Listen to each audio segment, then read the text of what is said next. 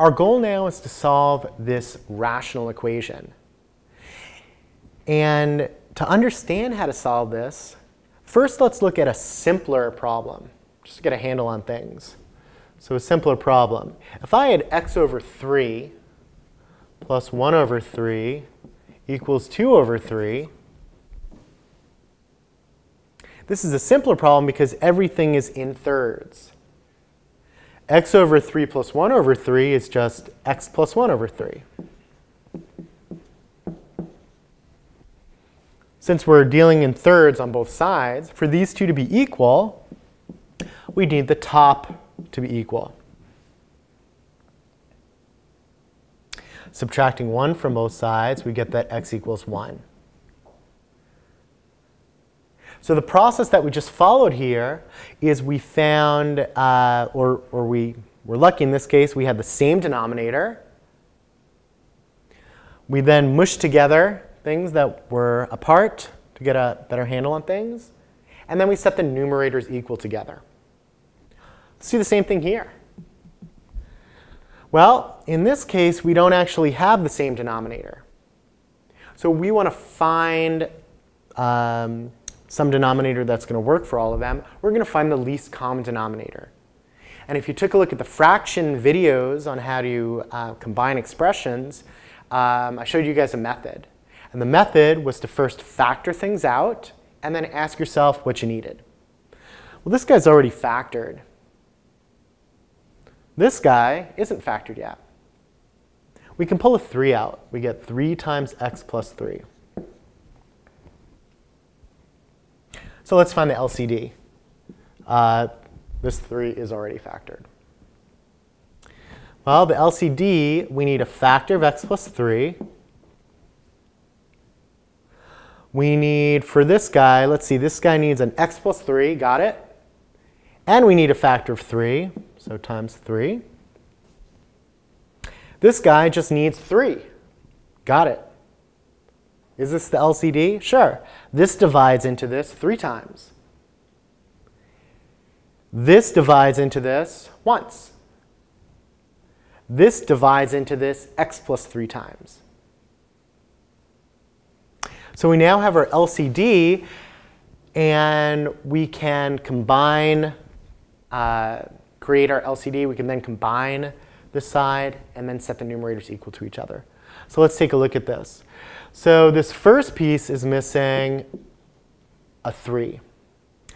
So we have 3 over 3 times 1 over x plus 3 minus this second guy isn't missing anything. It's got it all. And the third guy looks like it's missing an x plus 3. So we have x plus 3 over x plus 3.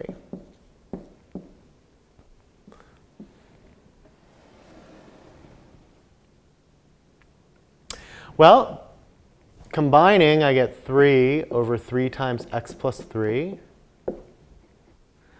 minus 1 over 3 times x plus 3 equals x plus 3 over 3 times x plus 3. This is now looking like our simpler problem. We've got the same denominators, so we can just follow the same process. What was the process again? Combining and then setting the numerators equal to each other. So let's do that. Well, combining these guys, we're left with 2 over 3 times x plus 3.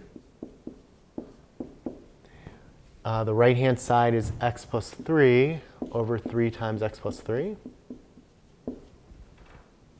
You have the same number of pieces on the bottom, so we can just set the numerators equal to each other. We get 2 equals x plus 3. Subtracting 3 from both sides, we get that minus 1 is equal to x.